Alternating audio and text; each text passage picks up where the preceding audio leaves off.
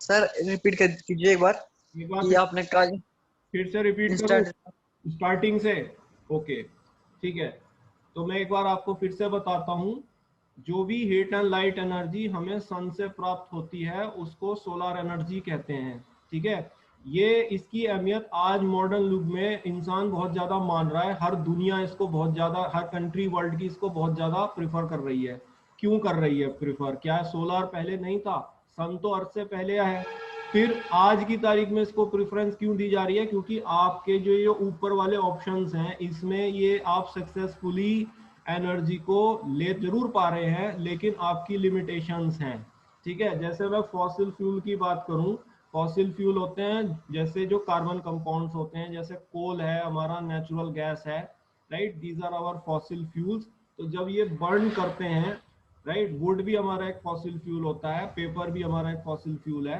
तो जब ये कंबस्टन करते हैं इन प्रेजेंस ऑफ ऑक्सीजन, तो carbon dioxide gas emit release होती है और अनबर्न्ड कार्बन रिलीज होता है जिसे ब्लैक स्मोक कहते हैं, और एनर्जी मिलती है।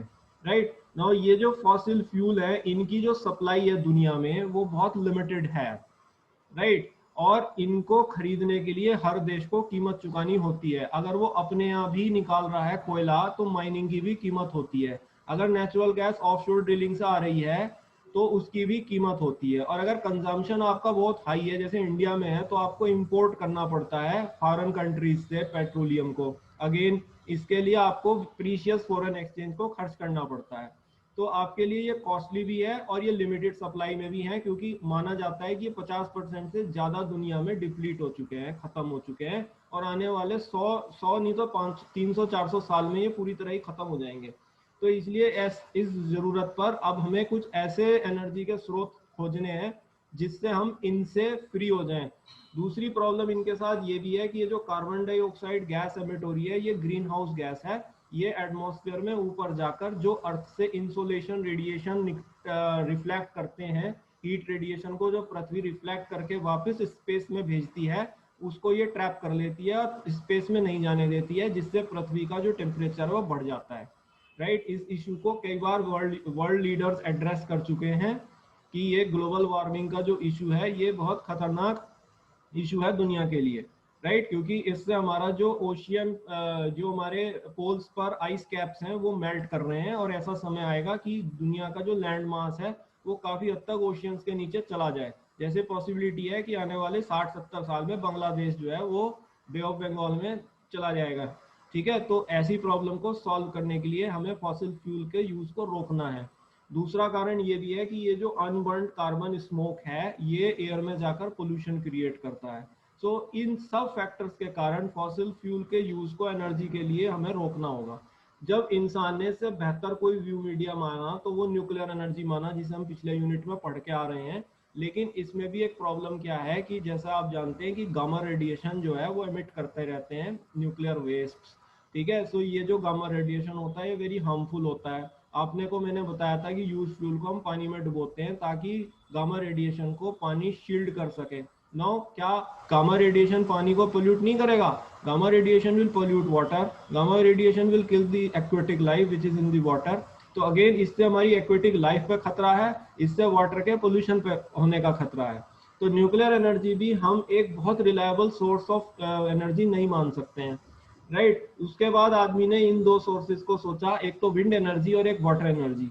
ये दोनों एनर्जी ऊपर वाली से बेहतर है क्योंकि ये फ्री हैं।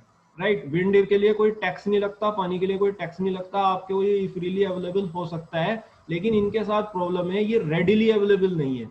क्योंकि अगर आप विंड एनर्जी को यूटिलाइज करना चाहते हो तो आपको ऊंची इमारतों की बिल्डिंग से दूर होना पड़ेगा, ताकि विंड जो है वो तेजी से बहे, और तेजी से बहकर उस एनर्जी से आप कुछ रोटेट करा के टरबाइन को यू कैन जनरेट एनर्जी।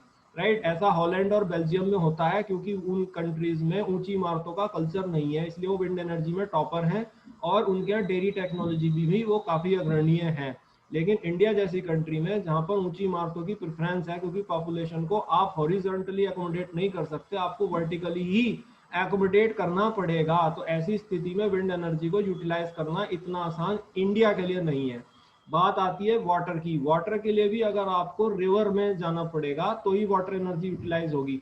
शहर से आपको नदी की तरफ जाकर ही आप इसको किसी तरह से यूटिलाइज कर सकते हो। तो अगेन ये भी एक रेडली अवेलेबल एनर्जी नहीं है।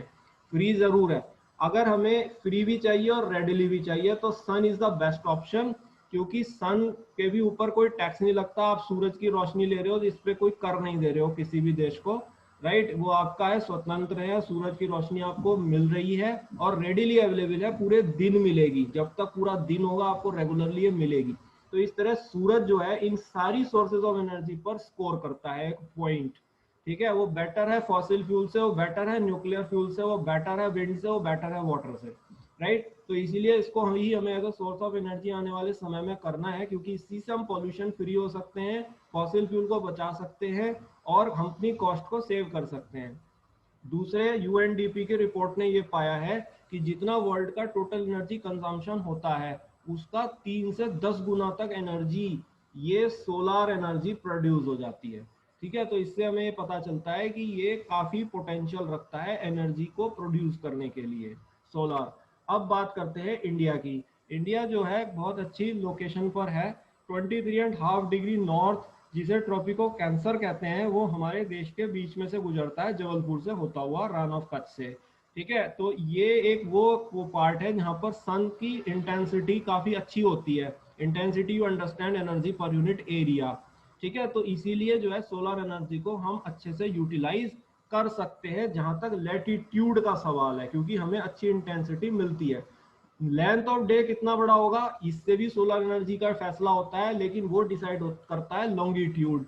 लॉन्गिट्यूड में हम इतने फेवरेबल नहीं है, क्योंकि अगर हम बात नॉर्वे की या इंग्लैंड की करें तो नॉर्वे और इंग्लैंड में जो है अगर विंटर होता है तो वहाँ दिन ही नहीं निकलता, रात ही रहती है। लेकिन जब वहाँ समर होता है तो वहाँ दिन ही होता है, रात नहीं होती, क्योंकि ये प्राइम मेरिडियन पे हैं दोनों कंट्रीज। क्योंकि जब समर होता है तो ये जो नॉर्थ पोल है ये टुवर्ड द सन होता है, और जब विंटर होता है तो ये south pole toward the sun होता है, north pole away from the sun होता है, ठीक है। तो ये नाइट लॉन्ग हो जाती है उनके यहाँ विंटर में और डेज लॉन्ग हो जाते हैं उनके यहाँ समर में। इसलिए रात में 9 बजे तक भी आप इंग्लैंड में क्रिकेट खेल सकते हो समर में, इसलिए उनके यहाँ क्रिकेट हमेशा जून और जुलाई के महीने में ही खेला जाता है, राइट। तो ये रीजन है कि वो फेवरेबल है। लेकिन लॉन्गिट्यूड में भी हम इतना बुरा नहीं है, हम 66.5 डिग्री ईस्ट से 97.5 डिग्री ईस्ट में आते हैं, जो कि बहुत खराब नहीं है लेकिन हाँ बहुत अच्छा भी नहीं है। लेकिन हम लैटिट्यूड के मामले में जरूर अच्छे हैं, ठीक है। तो इसी से लगता है कि हम सोलर एनर्जी को बहुत अच्छे से यूटिलाइज कर सकते हैं। ये हमारे कुछ ऑप्शंस हैं, जैसे सोलर एनर्जी कैसे यूटिलाइज होती है। सोलर एनर्जी को फोटोवोल्टिक सेल जो है वो इलेक्ट्रिकल एनर्जी में चेंज करता है, जिसको हम इस यूनिट में आगे पढ़ेंगे, राइट। दूसरा हम ऑप्शन स्कूल से ही देखते आ रहे हैं कि ये जो ग्रीन प्लांट्स होते हैं ये सोलर एनर्जी को फोटोसिंथेसिस की क्रिया करते हैं क्लोरोफिल के थ्रू, और वो क्लोरोफिल से ये सोलर एनर्जी को ट्रैप करके उसे केमिकल एनर्जी में कन्वर्ट करते हैं। इसी केमिकल एनर्जी से फल बनता है, फूड बनता है, वुड बनती है, बायोमास बनता है, और वुड और बायोमास को ही हम फॉसिल फ्यूल के रूप में इस्तेमाल कर सकते हैं। यानी कि जिस फॉसिल फ्यूल की बात मैं यहाँ कर रहा हूँ वो फॉसिल फ्यूल ही आपको एक्चुअली सोलर से ही मिल रहा है। तो सोलर ही सबका जनक है, सोलर ही सबका पिता है, ठीक। तो इसी को हमें पूजना है, क्योंकि यही सारा कुछ कर सकता है, इसमें बहुत कुछ शक्ति है, बहुत कुछ क्षमता है करने की, राइट। सोलर एनर्जी दो प्रकार की होती है, एक तो है एक्टिव टेक्नोलॉजीज, एक है पैसिव टेक्नोलॉजीज। एक्टिव टेक्नोलॉजीज वो है जो सोलर एनर्जी को रेडिली कैप्चर करके उन्हें रेडिली डिस्ट्रीब्यूट करती है, जैसे वाटर हीटर। जैसे कि सोलर हीटर आपका वाटर को हीट करता है होटलों में, ठीक है। आपको गर्म पानी एकदम मिलता है, ऊपर कहता है कि सोलर हीटर चल रहा है, तो वो एकदम से कैप्चर करके उसको रेडिली डिस्ट्रीब्यूट करता है, तो वो एक्टिव टेक्नोलॉजी है। कुछ टेक्नोलॉजी पैसिव होती है जिसमें हम स्पेस देते हैं एयर की, और हम ऐसे मटेरियल्स का इस्तेमाल करते हैं जो कि लाइट डिस्पर्सिंग मटेरियल्स होते हैं। तो ये स्पेस इसलिए दी जाती है ताकि एयर के कन्वेक्शन करंट से एनर्जी डिस्ट्रीब्यूट हो सके। तो एनर्जी कन्वेक्शन करंट से स्लोली डिस्ट्रीब्यूट होगी और लाइट डिस्पर्सिंग मटेरियल से स्लोली कैप्चर होगी। इस प्रकार की टेक्नोलॉजी को पैसिव टेक्नोलॉजी कहते हैं। पैसिव वर्क होता है जो धीमे से होता है, एक्टिव होता है जो तुरंत होता है। एक्टिव और पैसिव इन दोनों टेक्नोलॉजीज के बारे में हम जो है इस यूनिट में डिटेल में जैसे बढ़ेगा प्रोग्रेस करेगा हम इसको स्टडी करेंगे, राइट। So now